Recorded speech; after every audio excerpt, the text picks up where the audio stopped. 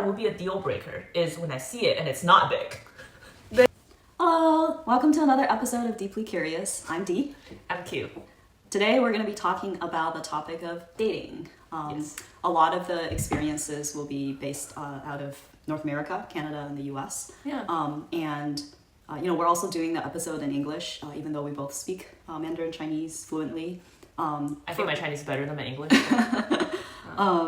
It's both pretty good, but for me specifically, I moved out of China when I was around 10 years old. So my roots are Chinese. I love the culture. I'm very deeply connected to the country and the culture still. But I do feel like most of my adulthood and most of my experiences, especially with dating, did happen in an English-speaking world. So I feel like for me, that's why it's more relevant. My I guess background is a little bit similar, but I grew up mostly in China actually, all the way till become a teenager, and went to Canada and then spent time in US as well. Right now we're both in US. So yeah, it's kind of like a experiment that we're doing right now. Nothing serious at all, but we'll see. Want to make it fun, and then hopefully that you're tagging along this journey with us. And we're very open to any feedback. It's interesting that we chose this topic. It was actually inspired by a video that Q sent me. Yeah. I ran into this video on Instagram. It's a story about a girl called Emma and this guy, Matt. So really summarize the story really quickly. So Emma and Matt, they met each other in a concert. At least, the whole thing started with Matt answering a call, and then he picked up the other side being like, "Oh, are you Matt? We're this radio host of whatever channel, and one of our listeners, Emma, said that you went on a date, a really, really awesome date with her, but you kind of ditched her, you never called her, nothing happened. She wants to know why." And Matt was like, "The last date I had was a month ago. What are you talking about?" And it turned out that he met this girl, Emma, from a concert. He didn't even consider that being a seriously meeting a girl. It wasn't a date to him. Yeah, it wasn't a date to him at all. But Emma was asking him, what are you doing after the show? And then he just said he's meeting a couple of friends in a bar afterwards. And then Emma showed up herself. At the bar, yeah. Yeah, he didn't her perspective was different, right? So to him, it was uninvited showing up at the bar. To her, she's like, "You told me where you're going at what time. Why would you say that if you didn't want me because to show she's up?" crazy, first of all. And then she showed up, they started talking, and then to a point that all his friends left already. And they were the last one. The weird part is that he kissed her at the very end. That's why Emma actually went on the show and then started talking to him directly and confronting him. "Why did you kiss me? You're trying to avoid this true feeling that you had with me." And Matt was like, "What are you talking about? You made it sound look like you really wanted a kiss. Like a good night kiss. Yeah, that's why I give it to you. It was not even a date." It's so pathetic. I feel like, and I sent it to B about the Instagram, and it was like... I agree that a lot of it is her own extension of reality, but I just feel really bad for her. I feel really bad for her because I feel like there must be something missing in her life that makes her twist her reality. You know what I mean? She sounds okay, she does sound crazy, but somebody, a normal person wouldn't make all these leaps of faith to assume that the guy's asking me out on a date by saying I'm hanging out with my friends at this bar, and I mentioned the name of the bar, right? And also, the date itself is really just the latter half of the night when everyone else was too tired to hang out and left early. Yeah, but the kiss how do you explain the kiss? Also, I was thinking a lot about this. The fact that Emma could have the radio call Matt was because Matt left her his phone number. Mm-hmm. So if you're not interested in seeing this girl again, why would you kiss her and leave your phone number? What are you trying to do? I think he was saying that when they met, at the concert, it was a pretty casual exchange. Anyway, I agree. I think that the probably Matt did give certain signals. I think probably he's too casual about how he'd interact. So this kind of goes into So do you think that was what is a date? Yeah. Right? Do you think that was a date or not? No, I don't think it's a date. I think that a date has to have some clear boundaries around that. The participant is strictly two people, not out of convenience, but out of intention and deliberation. Oh, that's a very high bar. Actually, my bar for a date is lower than that. But we can talk about it. But you don't wait. But what is the definition of dating really? Right? If you go on one date, are you dating? Yes. Okay. Yes. Well, first of all, I don't think there's this definition of dating in the Chinese culture specifically. I think in China, or at least for my generation, I don't know, I can't speak for everyone, but you are either in a relationship with someone or you're not. you don't go on an extended time period to say I'm dating someone, but I'm not in a relationship with this person. So if you go on a date in China, right, the first one, right, you're not yet in a relationship, but like after that one, are you supposed to like immediately decide whether you're in a relationship or not? Like, you know, is like I know what you're saying. I know what you're saying. Like it's not a commonly accepted, or it's not a term. Like I don't even think there's a Chinese term for it. 暧昧 maybe. We're 暧昧. So that means that doesn't even mean you're on a date, probably. That just means like flirting, right? Yes. Flirting with each other. Dating is very specific. Dating means that you could be going on multiple dates with the same person, but with multiple people as well. And there's no judgment, like that's not cheating. It's not considered cheating. Whereas, are you saying like in China? Yeah, I guess people would feel like people would judge you if you're dating multiple people at the same time. So maybe it's about the default. Like in China, maybe the default is like if we're like going out on dates, we're like assumption is that you're in a relationship, right? Yeah. And that you shouldn't be seeing other people, otherwise you're like a bad person. Here, I think it's the opposite. Like unless we explicitly define that we're in a relationship, we're not in a relationship, and I'm free to see other people. Which one do you like? I like the latter. Oh, you like the latter? Yeah, I think it's more. No, I like the former. I like the Chinese way, because I feel like I'm cheating.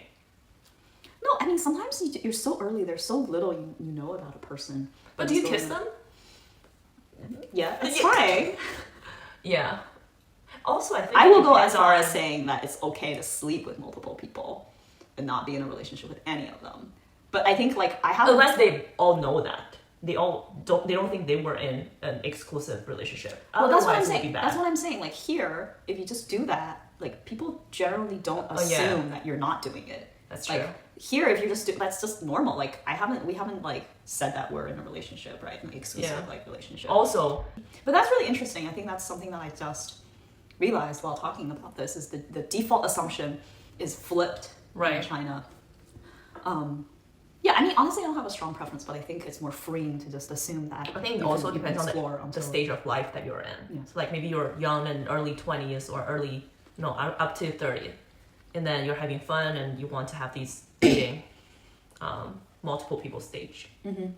After a certain point. Also, when you're young, I think maybe you meet more people. You know what I mean? There's school, there's like all these activities, there's hobby, you have more time, perhaps. That's true. So maybe let's talk about where do people meet people for dates? Well, I have to say, after I started working, I can imagine. So looking at the friends around me, it's very like difficult to meet people like in real life.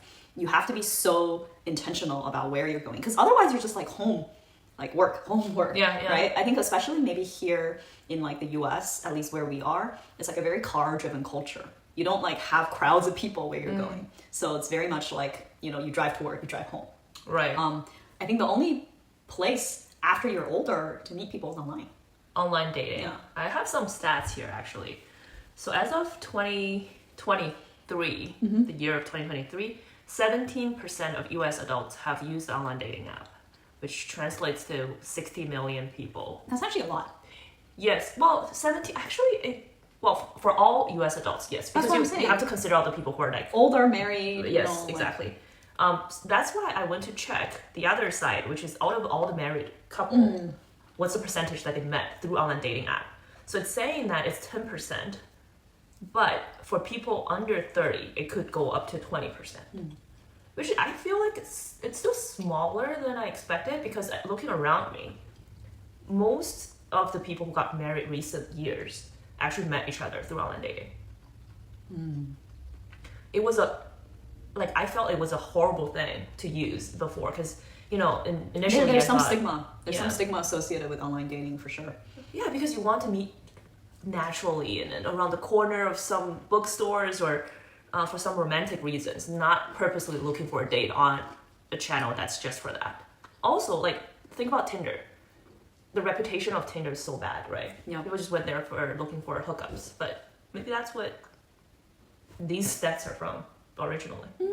Yeah, I also feel like even for me, initially I did feel that unnatural, like the stigma, I guess, that exists against online dating. Like you're just there for like a specific purpose. You have to fill out all these questions about yourself. They match you. But nowadays, fast forward just a few years later, yeah, I think it's totally normal. I mean, yeah, I would find use it normal. Yeah. And I think it's Just be efficient. careful, though. Like the algorithms are also getting really good. Yeah. What do you mean, be careful? Like some weirdos, yeah, on the dating app now. So for safety. Do you have any story? I have a really bad story. Oh, wait, tell us. Okay, well, is our video, is this like 18 plus? Like, oh yeah, of course. Okay, well, I have a really good friend.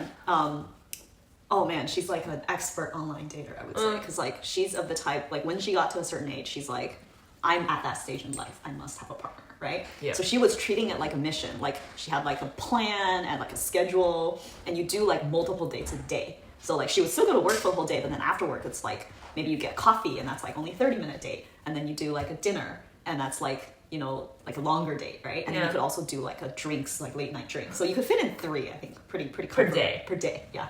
So she was doing a work day. It's not even during like a weekend or something. Right. Yeah, but it's doable, right? You can imagine if one really wanted to, they could do that. Yeah. So she was doing this. It's like this whole regimen, and then she met this guy. Oh my god! And don't tell me it's like a serial killer or something. No, it's not. It's nothing crazy like that. I think the story I'm about to tell is a lot more common, unfortunately. She met this guy, and he's like pretty nice. They went on like one date, and then they've been messaging each other. Usually, what happens is like on the date, you like really all you get time to do is introduce each other and kind of like say a little bit about who you are, and then they've been messaging each other after the first date, and like everything seems fine. And usually it's actually like the elimination rate is very high after the first date. Like you meet someone and like it just doesn't work, or you realize that you don't vibe or whatever. So she's like getting sort of excited, and then he's like, well, before we continue on, any further, I like to be really upfront. Like, I should just air out all my like baggage, right? So that, because I've been bitten by this where I get really, really into a girl and we get really far, and then like they discover something that's like a total deal breaker. So so the guy's like, I'm just gonna tell you all the deal breakers I can think of, so that we I actually like it. Yeah, I think that's like, and she was like, yeah, okay, I think that's fair, right? Fair. We're all here for a very specific purpose. And so he's like, I have a really big dick. Wait, that's supposed to be? He's like, it's caused a lot of issues in my past relationship. Mm-hmm. Well, and then he's like, so yeah, like, I've tried to make it work. What kind of snack you watching it for this episode? It's not the right one, but anyway. It's actually good. It's a mochi bun, okay? It's like a mochi cranberry. From just looking at this, but anyway. And then she's like, How D. big could it be? Yeah, she's like, D, you think someone is like nice and considerate and, direct and very transparent, and then bam, huge dick. Wait, but the fact that you said that, check all those marks. Transparent, nice, like, good. Yeah, but what did she do? I think she was like, it's not gonna work out. What? She didn't even hang out to see it? No. I would. It's weird. It's really weird. No. Just for like, I think she should, because this guy is very honest. Well, look, it's fine. It's many years later now. She has a new partner. This story has stuck with me for years and years. Like, it's just... Anyway, what were you saying? Yeah, weirdos on the internet. We should vote right now. Start voting. Leave comments. With that story, would you actually stick around with the guy to the point that, keep going out for dates? Or you think that was... Well, like, just out of curiosity, or like, you think it's not a deal breaker? I appreciate the fact. No, not the size. I appreciate that he says it up front. But he thinks it's a deal breaker for people. Like, I don't understand. It's so big that... I don't... Which makes me even appreciate more of his honesty. And, well, the only thing that would be a deal breaker is when I see it and it's not big. Then that means that he's full of himself. I'll stop dating him. But if he's telling the truth... You're being very practical. If he's telling the truth, like, it's for the good of both sides. I would appreciate it. It seems very weird to... Oh my god. Okay. Be presenting that. So other than online, the other place... I think that is very common, at least after you leave school. I think, again, like I said, when you're younger, there's a lot more venues where you could, if we have those younger viewers, like, appreciate what you have now. There's, like, so many different venues where you could be meeting new people and kind of, like, finding your life partner, potentially. But after you kind of graduate and I think enter a later stage in life, I feel like it's online, right, where you're being very deliberate that you want to be dating, or work. Work, yeah. I actually have a story tricky that mixed both of them together. Because I first joined my company, and which had me move to a different city. So I don't have a lot of friends. And I was trying to use the dating app. And one day I got a pin from the dating app, like someone sent me a flower. It's this guy at work, sitting a meter away from me every single day. Never really talked to me in real life. Sent me flowers through dating app. And the dating it's like app, a virtual gift or something? It's a virtual gift, and you have to pay because on dating apps, mostly you have to like mutually liking each other. Mm-hmm. I didn't like him. I never saw him, or I don't think I saw his profile, or I didn't remember. But he went out of his way to purchase these tokens so that he could send me gifts online. How did he find you? Oh, it's just random. Like, I don't know, the app is recommending people. Totally random. But he wouldn't talk to me in real life. It's just... But you recognized him? 100%. Real name. And right. So yeah, so it got even more awkward in real life that I just started avoiding even looking at that person. And then maybe you think 2 months later... I don't think that's that weird. You changed to a different team. Because I feel like for someone who's like shy and intimidated to make the first move, really? Doing it virtually is so much more approachable. When you're sitting next to me?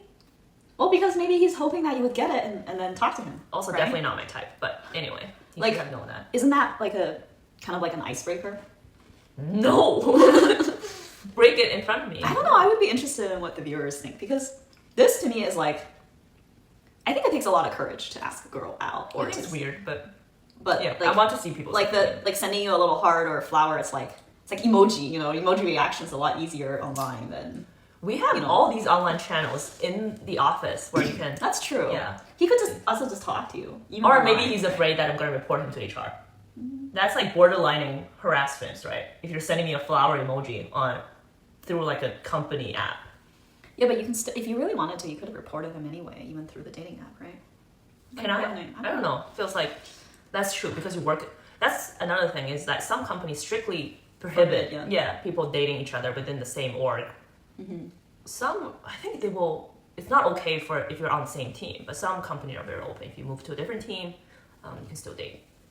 So I've heard that if you like immediately like be direct with HR, then they can sometimes advise you on what you need to be careful of. But honestly, I think the most straightforward thing is just to make sure you're not even like... But I have horrible stories that I know people, because of dating, then they were trying to, or one side tried to break up, the other side retaliated, and then reported both of them themselves to HR, and they got fired, both of them. So just be very careful. Yeah. But yeah, so yeah, office, and then another channel maybe is different hobbies that you have, meeting people through. I know one of my friends met people while getting trained for running marathon. And then they're still together. Sports is a really popular one, I think. Yeah. A friend of mine that I met up with recently, met her going boyfriend through like tennis lessons. Yeah. Like something that she started recently, right? It's like one avenue where you can meet people that you wouldn't normally meet. Because usually if you meet someone at work, they're in the same industry as you are. It could be good or bad. Yeah. Okay, so that's the dating channel, but let's talk about, the dating process. Mm-hmm. And I know a lot of people, friends around me, who had to be on a schedule. I mean, it's usually like women, a screening process. Because there's a biological clock that ticks. Exactly, which I feel really, really bad.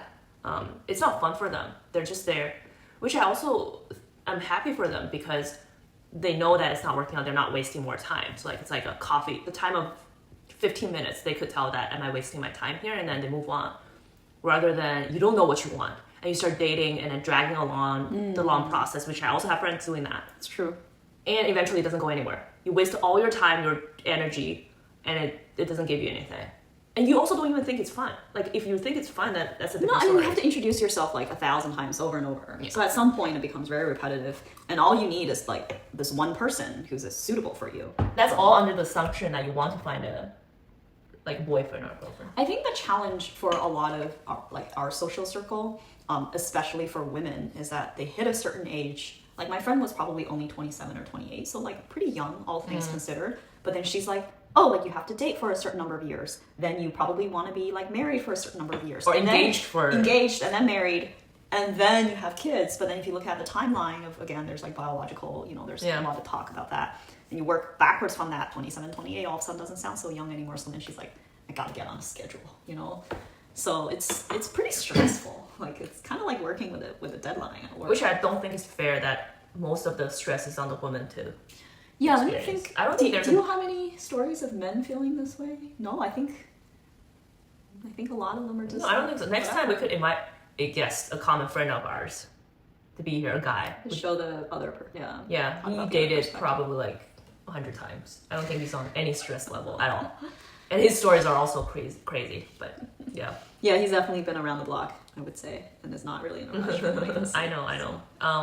But yeah, since we're, like half Chinese culture, half Western, do you have a story about your dating experience with white people, for example? Non-Chinese. Yeah. I think earlier on when I was younger, definitely.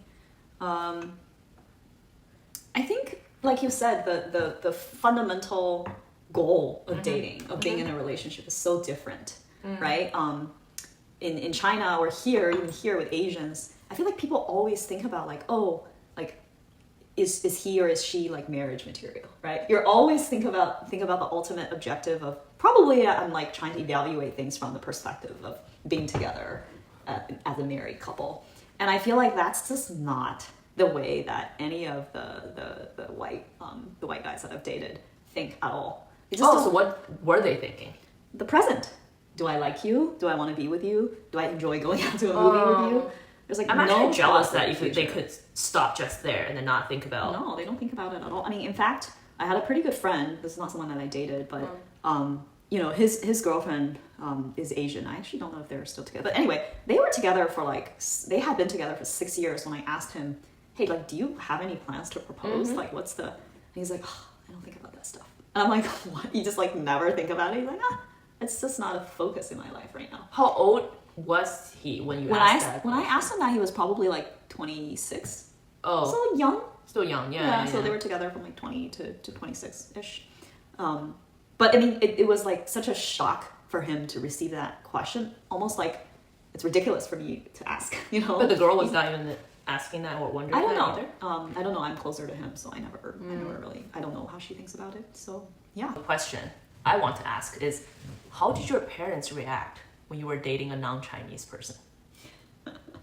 My parents are totally fine with it, but I don't know if this is okay to say, but there's a hierarchy in ethnicity that you date, right? And white people are fine. Chinese people are, good, or Asians are good. The best, but and then other ethnicities are definitely not okay. I guess it depends because my dad is like only Chinese, please. Yes, that definitely exists. Like I don't even know if he meant like only like mainland Chinese or like he's fine with Hong Kong people or like Taiwanese people. He made it very clear like if he does not read Chinese, then that's a no. No, they never. And by the way, I also have at least one friend whose dad also had that requirement. She ended up marrying a white guy. And, Oh yeah, that's true. Like that's their requirement. It's fine. In the end of the day, yeah. It's always what the kids want. So. But yeah, my parents never had any issues with that. Yeah, I think it's kind of wrong, obviously, to have that hierarchy, but it exists, and white people are fine, Chinese people are better, But I think the hierarchy becomes like the line becomes very blurry gradually when your age becomes older and older. Like at one point, my mom was like anyone, as long as it's a guy, that's fine. But yeah, I think they do have a preference though. Cool. I think the thing that would be interesting to talk about is also like if dating is an actual stage, right? Now we already said that sometimes for some people it's not a stage, it's just like a date and then it always leads to a relationship. But for a lot of people, dating is like can last a long time, right? Especially here, you can be single and dating for quite a while, right? But sometimes you do meet somebody and you want to like maybe move out of dating into something. I think that's always kind of interesting. Just end it. Yeah, or stop dating. That's another weird one, right? Like on that story you said, right? Like, is it normal for two people to go out on a date and then maybe don't feel anything and then just stop talking, right? I think that's normal. It's awkward when one side felt something and the other side doesn't. I had one story, actually this is with a white person. I met this guy through online dating app and he checked like all the boxes. Ideal candidate. For my type. He was entrepreneurial, he was successful, he went to the school that I don't even know if I can say the school, but Stanford, that I was hoping to get in myself. And the date was fine, we were chatting, but he started to ghost me after the date. I don't know why, and I'm still like being pathetic, like still sending texts, and he will respond. But just like one line, like there's no interest of continuing the conversation. Until like maybe 3 years later, I saw my friend who liked a Facebook post of this girl, and I went in, and the girl was like promoting feminism and all these rights for moms with like career or something. And turned out she married this guy, had the baby with this guy, and that's why she was a mom at that time. It's just like a small world. But the longest time, I was trying to figure out why is she better than me? Because you could like through Facebook, you can see all her profiles, right? Well, is she white? She is. That's why half of the reason I was asking that. But yeah, I don't know.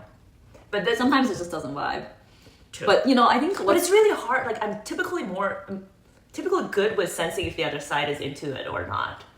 And during the date, it was fine, but it's not working out afterwards. I don't know. I guess maybe he was just trying to kind of like politely. Yeah. Which is good because the worst type would be they keep having you like, you know, string you along and think that giving you some false hope that you think is going somewhere. Keeping you around just in case. Yeah, that's true. It's better to just be. It's clear. A way to terminate the dating.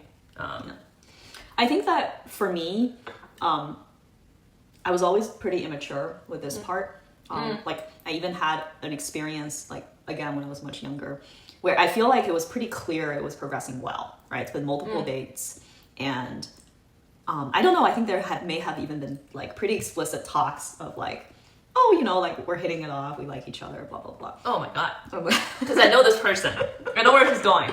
And the poor guy was so nice. Like, he's the nicest person. So anyway. I think there might have been some talks like that already, where I also reacted positively. I didn't say anything, I think, explicit, but it was like... That's where you were giving him the hope that it's going well. Yeah. And this is why I say I think it was very immature of me to have dealt with how I dealt with it towards the end. So in the end, we started hanging out in group settings a little bit more. I started introducing him to some of my friends, and it didn't go well. It wasn't his fault.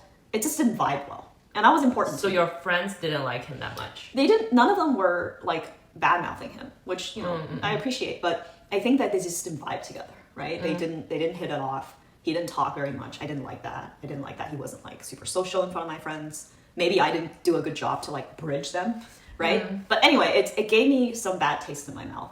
And that alongside with sometimes like, it's hard for me to explain, but sometimes you start going on multiple dates and then one day you just like, don't feel anything anymore. So anyway, I think I know what you meant. So instead of dealing with it in a very mature manner, I just cut him off. Yeah. I stopped replying, like completely, and like I kind of just disappeared from his life, I would say. Okay, how long did he try to reach you when you were doing that? Was it like 2 text messages? No, it was like maybe a week and a half. Oh my god, poor guy. Okay, and then I remember the distinct end of it. Oh. The distinct end was one day we ran into each other at work. Yes, we worked together. Oh my god. I didn't know this part. So we ran into each other at work. Was that where I went too? Oh, yeah. I know this. Okay. It was It's an intern. Yeah. So we ran into each other and he said to me, oh my god, I can't hear this. He said to me, don't worry about it. I can get a hint. I can get a hint. That's what he said. So he got it. Like he knew what I meant at that point. Like when the fact that he's so nice and he said that, I would cry. So we're like still really good friends. Yeah, that's the weird part. But well, because he's a much bigger person than I am. He's very mature. I think he like got it, and then we like actually didn't really like go back to, you know, how close we were, obviously, for a long time. But then we had a lot of mutual friends. And so you guys never ever discussed like what actually happened? Years later, you never brought it up? Nope. So this is I still talk to them all the time. I don't think the friends part was the main reason. Because if you really, really like someone, you tend to ignore what other people say about him.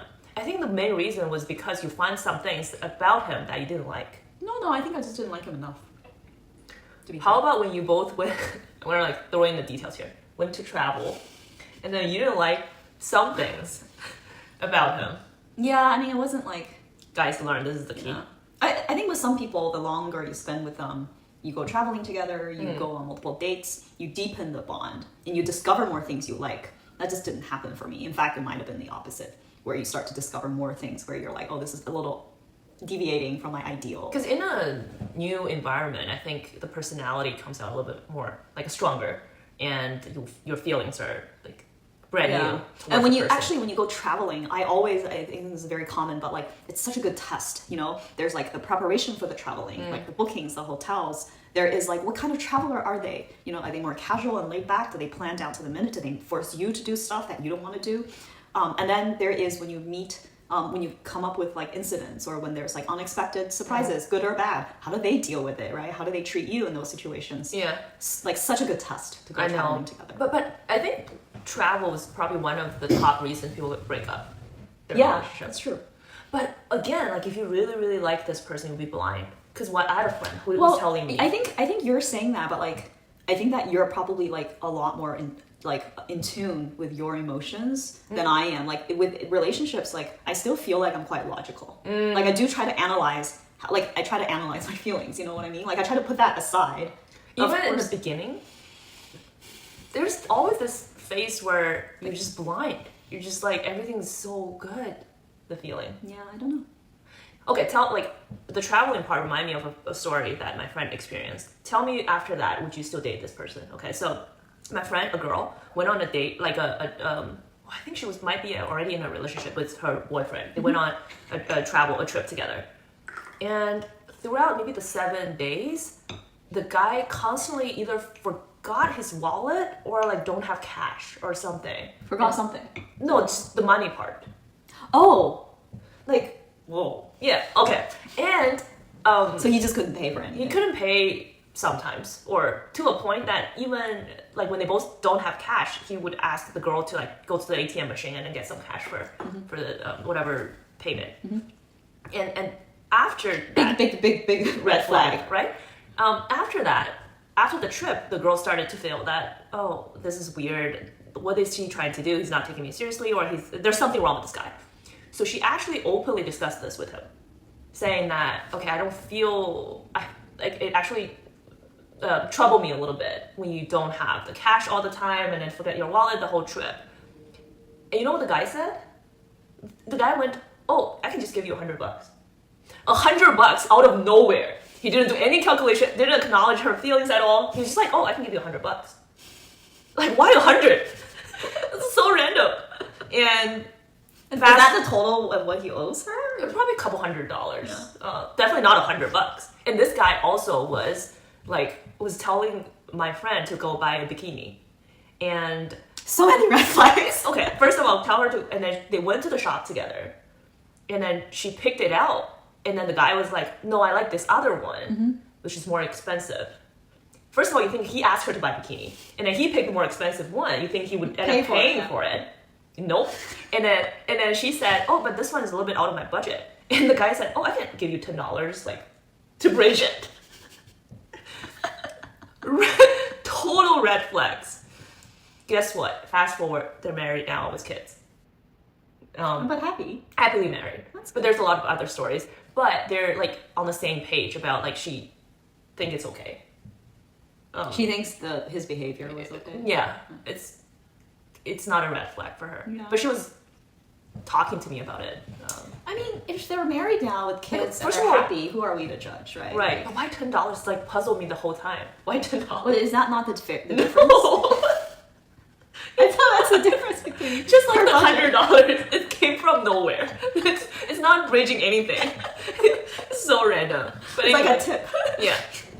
But I think it's just the deal breaker is different.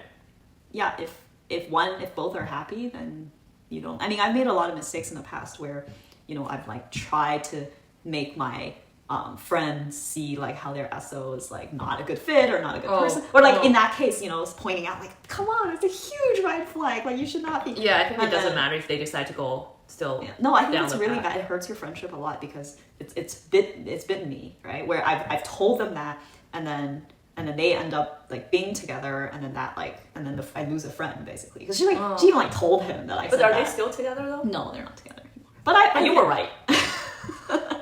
But I still lost a friend. I still talk to her anymore. So, you know. I don't know. She should come back. Whoever you are, if you're watching this, you should come back. You know. All right. All the things that we said was about like bad ones. What if they want to continue to the next stage? and then be a relationship? I think people would just have a talk.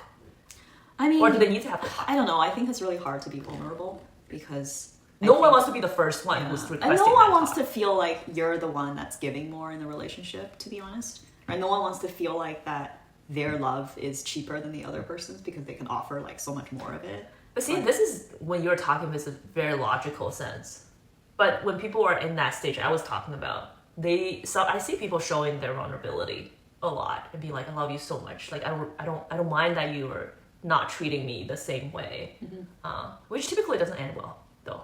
Well, I think the one thing I want to point out is I do think that a lot of the time the default here is that you're not in an explicit like monogamous like one-to-one relationship unless you make it clear. So I hope that people don't get hurt if they make that assumption that it's like, oh, of course we're one, and then they find out that they're not, because I think it like very commonly the assumption is that you need to have like an explicit conversation. So if you want that, if you're assuming it, stop assuming, and I think just have the straight conversation. Yeah, just be transparent with your and you know it really deepens the bond if you both feel the same way. If not, then it's a good reason to stop. Yeah, that's true. It's good to find out early. Especially if you're at the point where you're ready to be exclusive and the other person is not, then maybe a good conversation to have about, you know, why not? Is there still like room to improve it, or, you know, do they never want to have an exclusive? Yeah, but I think this is all very mature talking. Like when you were young, I could totally understand that people get ugly breakups and ends not well. Yeah. Your story about you ghosted this guy and then you guys are still good friends right now are very, very rare, I think. Yeah. Yeah. I did that a few times. This was the worst one. Yeah. So I feel like I you know, definitely did not do the right thing. Again, I was very immature. I think mostly I just wanted to avoid the problem. You know, it's like putting my head in the sand. So I didn't know how to deal with it. I didn't know how to have a relationship talk like that, because I felt like it was going to be really awkward, so I just didn't do it. Yeah, I actually had the experience ghosting other people as well. But it was a much shorter dating period, so we don't talk anymore. But anyway. Yeah, I think this is all the topics that we have. I think we have a lot of like stories, and we're actually really interested in other people's stories. Like I didn't realize that being good friends, we actually have so many different perspectives on the same thing, right? So I think it's we definitely welcome like more sharing of your own stories. If you have something that's bothered you for a long time, we'd love to hear it. What does dating mean to you? Yeah. You know, do you think it's a huge red flag that a guy tells you that they have a deal breaker and it's a giant dick? I don't think it's a bad thing at all. I would continuously date this guy. But yeah, let us know. And then tell us what you think the next topic should be for the next episode. We're really just chit-chatting. Honestly, looking at us, how casual we are, just eating and drinking at the same time. We would have this session anyway, like just talking and hanging out, just in front of camera, nothing more. Okay, until next time. Bye. Bye.